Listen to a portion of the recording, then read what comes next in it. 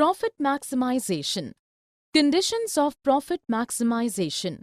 The profit can be derived by subtracting the total production cost from total revenue of the firm after selling its goods. In a positive output level where the output is maximum, three conditions ensures the profit maximization of the firm.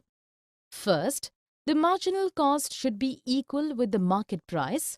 Second, the marginal cost cannot be decreased at the optimum output level.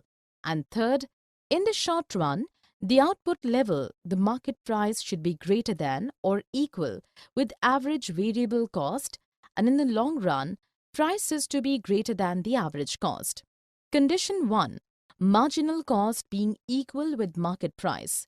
It has been seen that the profit maximization firm will not produce any output both the time when the market price will be greater than the MC and when the marginal cost of the firm will be more than the market price. Conditions 2 and 3.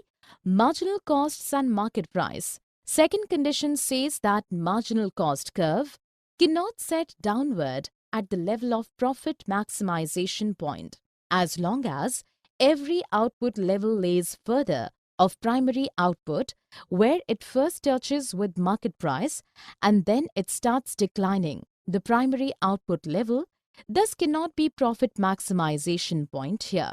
Third condition says that in short, the market price must be greater than or equal to the average variable cost in positive output of the firm, and in the long run too, price must be greater than or equal to the average cost.